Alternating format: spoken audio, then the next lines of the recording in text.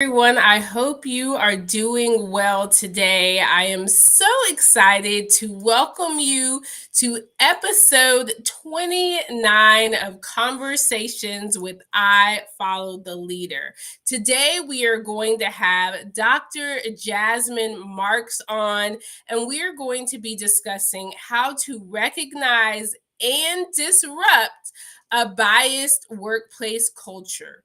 Episode 29, How to Recognize and Disrupt a Biased Workplace Culture. I have had the privilege to work with Dr. Jasmine Marks. She is not only a leader at I Follow the Leader, she also does this work as a senior director of equity at a community health center. You are in for a treat today.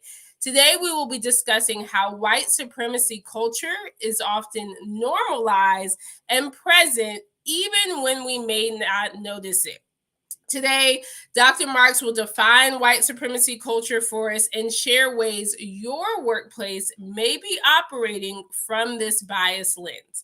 White supremacy culture often shows up in decision making, how people are expected to look and behave, and the leadership traits valued within organization. I hope you are ready to learn some disruptive strategies you can use. And I am so excited to bring on a phenomenal leader, person, and someone who really is disrupting the field, the industry, and who is not afraid to let us know what should we actually be talking about. So welcome, Jasmine. So great to have you on today. Thank you so much, Antoinetta. So glad to be here, and I'm really excited about this conversation. Yeah, so tell us a little more before we get started about you. How did you come to the work? Why are you here doing this challenging but critical work? Yeah, so I love to talk about narratives often, especially counter narratives to disrupt sort of those stories that we're socialized to believe. So I often love sharing my own story.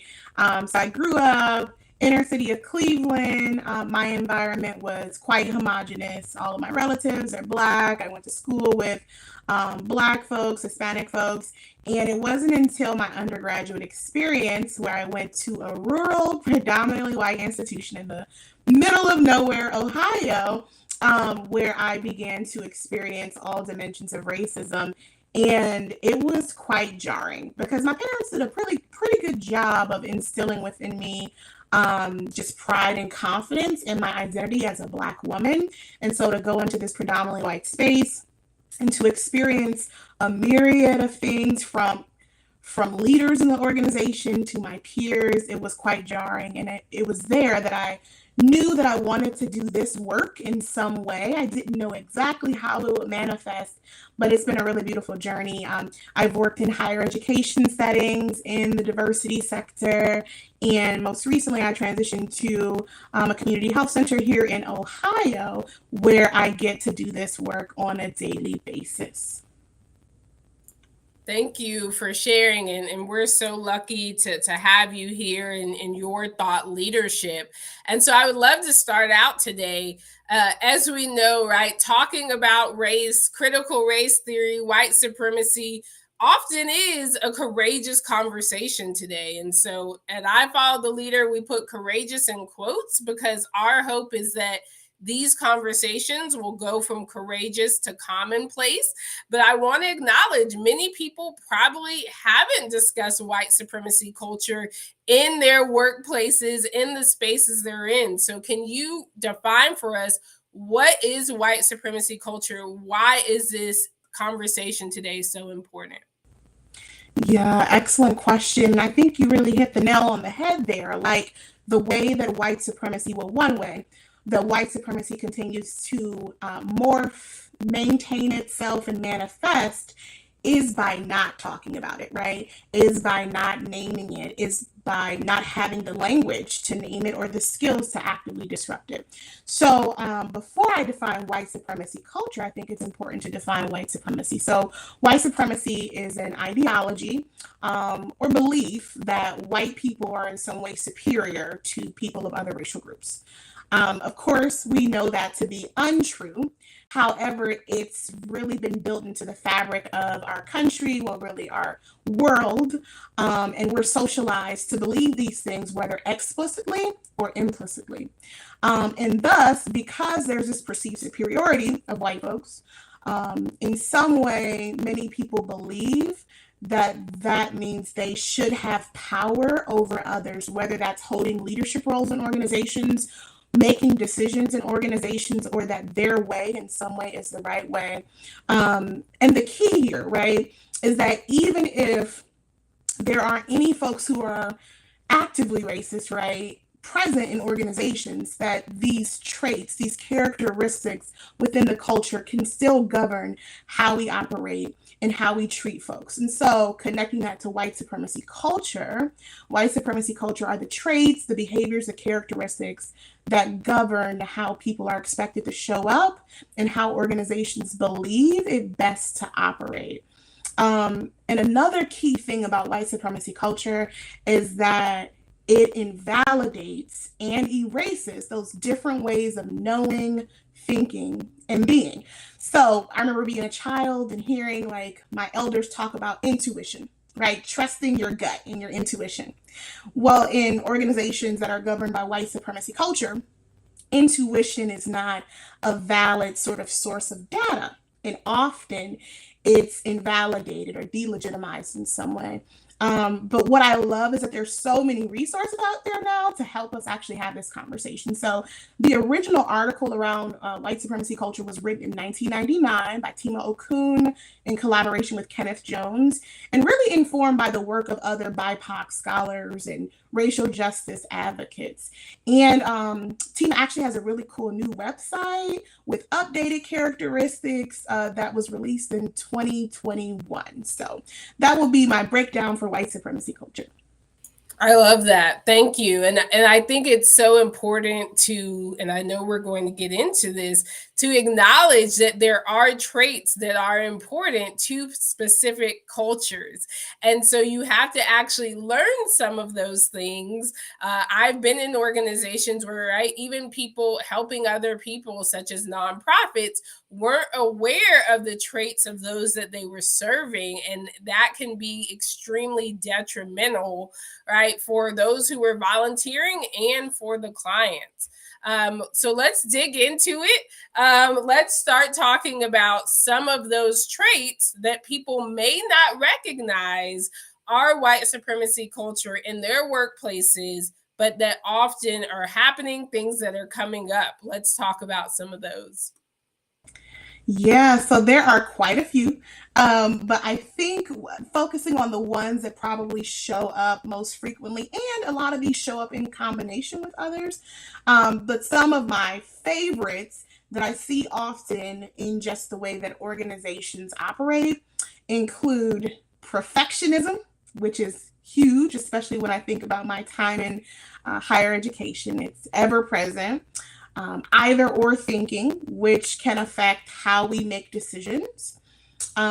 Competition is another one that folks don't talk about often, but we very much so know that it's present, and just based upon our socialization in the United States, everything is a competition. We're very much so set in that mind where we have to win, we have to be the best. And what that does is it prevents us from actually collaborating or really innovating. And then another one is that I really like is fear of open conflict. So you mentioned earlier that we want for these courageous conversations to eventually become commonplace. Well, what prevents that often in organizations is a fear of conflict. And what is a struggle in organizations is normalizing conflict. Like, conflict is okay. Conflict is good. Conflict begets change and evolution and innovation. Most people view it often as a threat, right? And really, not addressing conflict is the biggest threat to a lot of organizations. So those are some of the ones that I think will be cool for us to talk about a little bit more today. I love that. Thank you. And I think it's so important to talk about these things and how they impact how each of us shows up.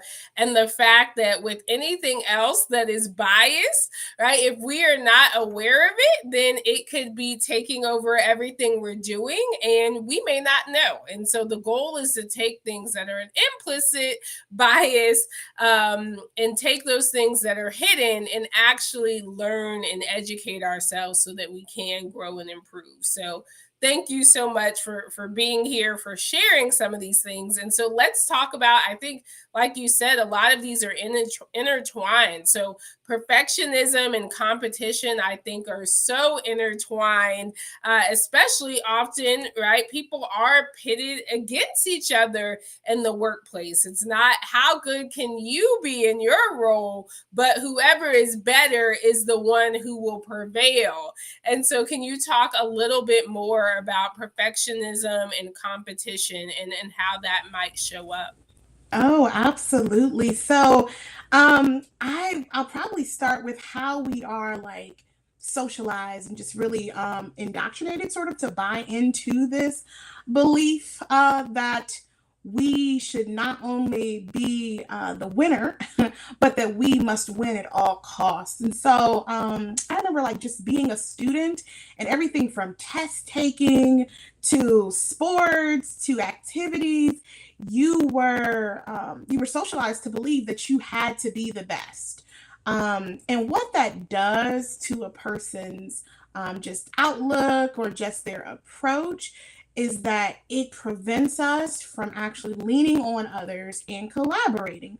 And because most folks don't develop collaboration skills or healthy collaboration skills, what happens is when they're presented with those opportunities, there always seems to be some sort of struggle. So when I connect that back to organizations, right, when we think about competition, and we think about departments, for example, often you'll see leaders who maybe are need more assistance in their leadership development. They might pit employees against one another, or they might think that, hey, this is a good way for me to elicit commitment from my team if I make it fun or if I make it a competition. That might work in some places and for some people. But with that being the ethos of one's department or team, it can be really, really exhausting. Folks can feel like they can never meet those expectations, and it prevents teams from actually forging that camaraderie and collaboration that's necessary to move a mission forward. When you tackle on perfectionism to competition, oh my goodness, people feel like they cannot make a single misstep. And that if they do, there will be negative consequences. I remember early on in my professional career, and I think it's important for us to talk about various intersecting identities and how that shows up for folks differently. But for me, as a Black woman in professional spaces, I not only felt like I had to be perfect, but that I had to work twice as hard in order to get half as much. And I know you're familiar with that struggle as well too. But really, when organizations value perfectionism and competition, they hurt us all. So not just me as a Black woman, but they also hurt white folks in the space as well too, who are striving to do really, really good work, but who are being pressured to ascribe to these norms and these values. Those who watch often or listen often, I'm always looking down because I'm taking notes. And you talking about the double tax, right? The double tax that so many underrepresented people feel, having to be twice as good to get half as much, is just really important to acknowledge. Because if you have this competition or perfectionism happening in the workplace, and then you are challenged to be twice as good as anyone else, the burden that that puts on people in underrepresented groups is tremendous. It's just really important to acknowledge. And another quote I wrote that you said is, it hurts us all. And I think that's so important to say, is it doesn't just hurt those in underrepresented groups. We're in the great resignation, people are not feeling wellness and belonging in the workplace, and leaders have to acknowledge that starts with them. Dr. Marks and I were talking before, and I was just thanking her because I call myself a recovering perfectionist, right? Where I have to acknowledge, and I try to tell my team now, we're going to make mistakes, right? We will take accountability, but we have to acknowledge that mistakes will happen and actually help people grow through it.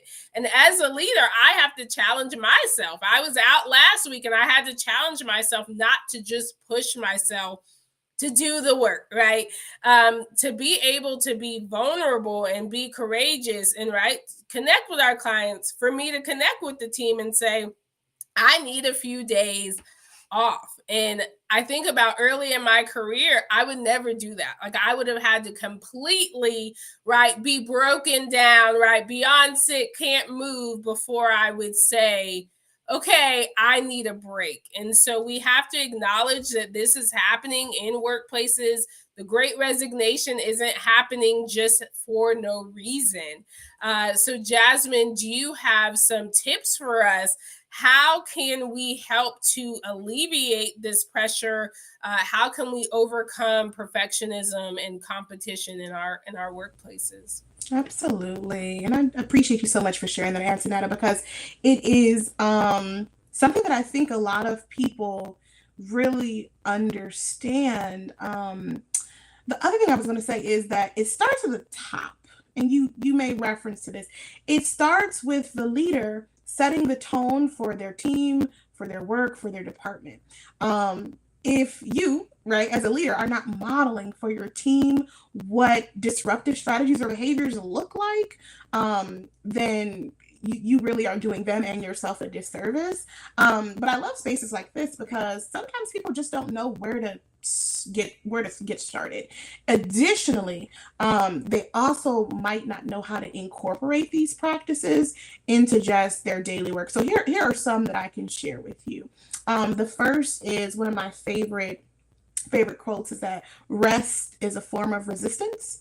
And with this constant go, go, go, grind, grind, grind culture, we feel like our worth is attached to our productivity. To disrupt white supremacy culture, right?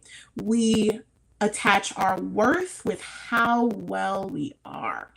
And a lot of organizations are beginning to focus on wellness and belonging and the connection that it does have to retention. But the first thing I would say is that rest is integral. And so some departments, some teams, some organizations actually build rest into their 80-hour work week.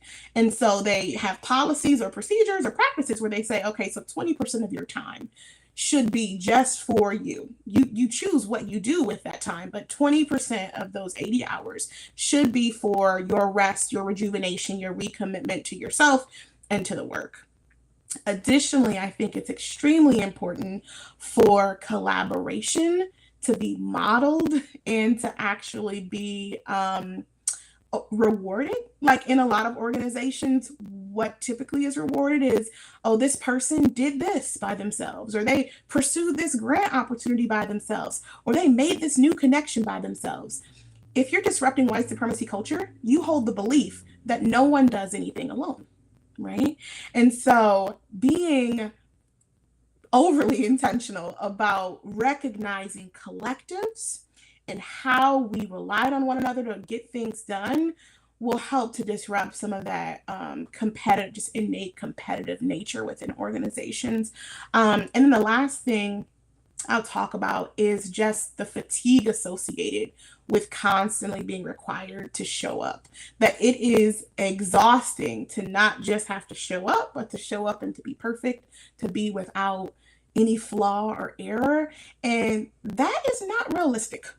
We are humans and we are inherently flawed and we're evolving and learning and growing every day.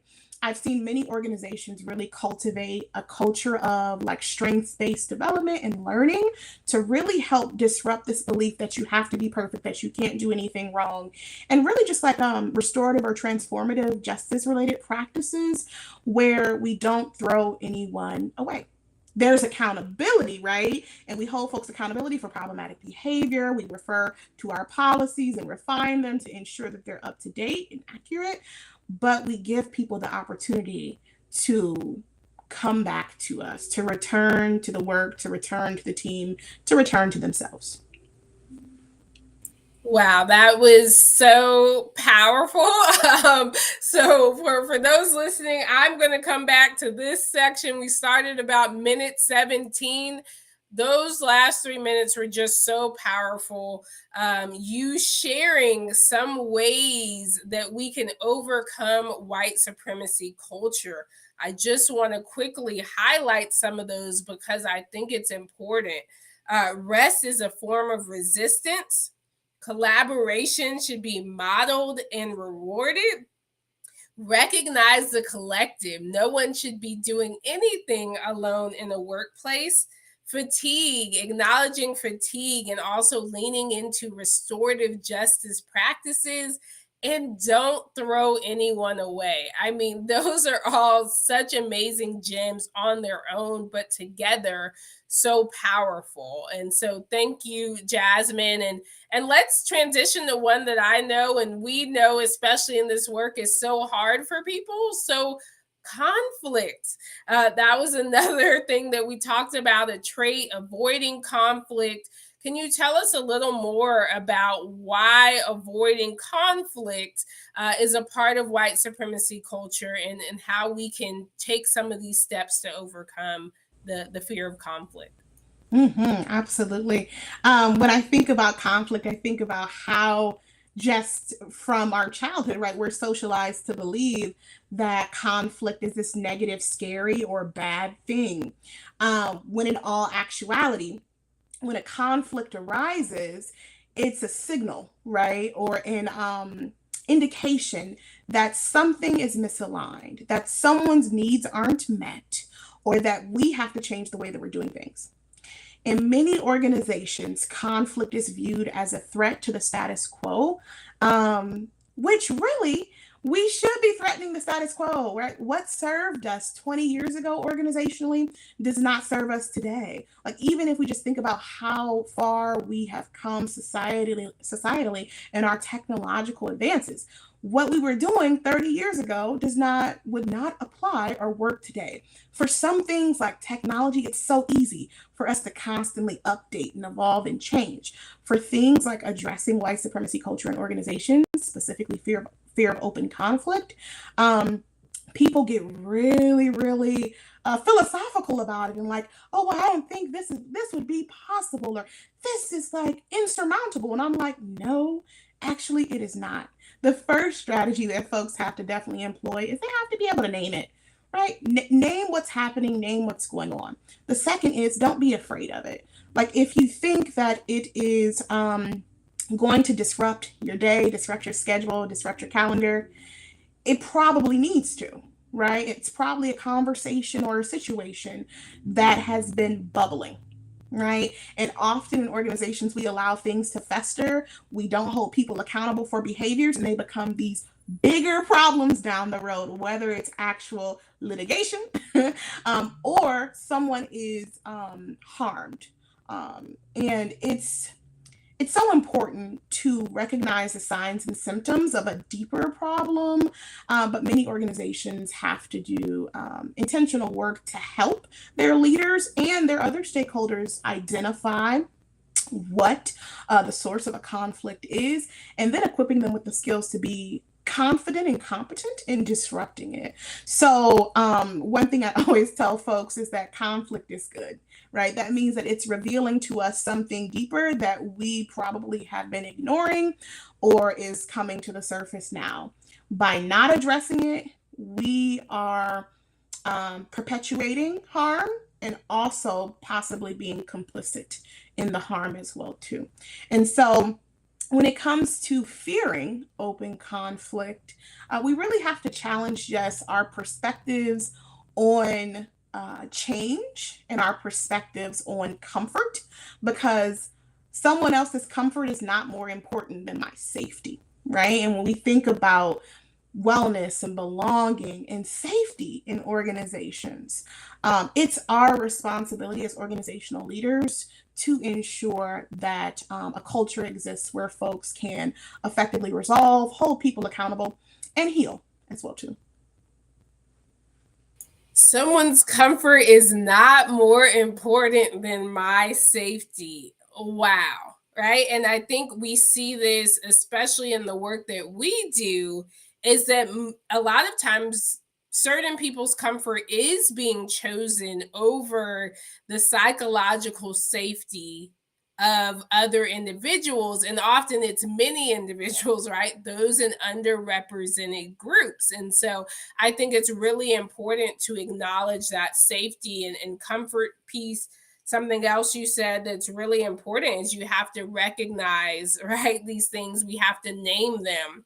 And so I want to encourage those out there. You likely weren't taught about white supremacy culture, diversity, equity, and inclusion, implicit bias in school.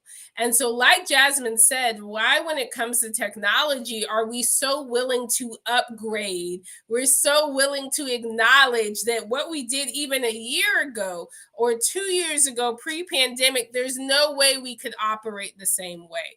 And so I really love that challenge. Can we treat talking about DEI, white supremacy culture, bias, can we treat it the same way? That there's no way we should have the same practices from 5 to 10 years ago when our workplaces, the demographics of them are completely different. So I think that's a great challenge for those watching or listening is why can't we think of these topics like we do technology and innovation? I love the conflict, right? One of my favorite leadership books is The Five Dysfunctions of a Team. And right, not addressing conflict is one of those five things. And so you may need help again learning how to start breaking down some of these white supremacy culture attributes in your culture. How do we start to have conflict? How do we start to have courageous conversations? How can I collaborate more when I've been taught competition? And so I think, we are here to help you. I can attest that Jasmine is amazing at collaborating, right? She has helped me so much, even as a leader, to go, wait, I don't have to carry all this, right? You need to bring in amazing people around you. And this isn't a pipeline and recruitment discussion, but it's why it's so important to build strong teams, to acknowledge different strengths, because then it makes all of this much easier. So, Jasmine, this was such a powerful conversation. One we definitely will share with our clients because I think it'll help them to think differently. And so I just want to pass the mic to you and see if you have any final thoughts for us on this topic today of how can we recognize and disrupt a biased workplace culture and name white supremacy culture. Yeah, thanks so much, Antoinetta, for this opportunity and for such a great conversation. The last thing I'll say is that the way we can continue disrupting white supremacy is by committing to being imperfect and by committing to constantly being disruptive. And you can do that in large and small ways, right? In some organizations, in order to disrupt power hoarding, staff draft petitions so that they can disrupt that historical decision making process. Or in other organizations, managers really, really make it a priority to provide clear, consistent, constant feedback. So this means having weekly one-on-ones with their team members. I was shocked when I heard some managers only meet with their team members once a year for a performance appraisal. I was shocked because I was like, how in the world do you build a relationship with them? And then also, how do you know exactly what they're doing? And so that's another way to disrupt those practices. Additionally, recognizing that whiteness does not make anyone inherently better, smarter, faster, more well equipped. We have to disrupt, right, this belief that being white is right or being white is better. And it starts with white folks doing their part in that work as well too. I talked earlier about rest being resistance. For BIPOC stakeholders and organizations, we must take care of ourselves, right? The way that white supremacy maintains itself is through our exploitation and exhaustion. And white folks, we need y'all to step up and speak out and be consistent in your imperfection as we strive to disrupt white supremacy culture. So thank you. Thank you so much for coming on. So beautiful, so beautiful. Thank you to Dr. Jasmine Marks. This is one to bookmark, to listen back to. So thank you, Jasmine, for being here with us today.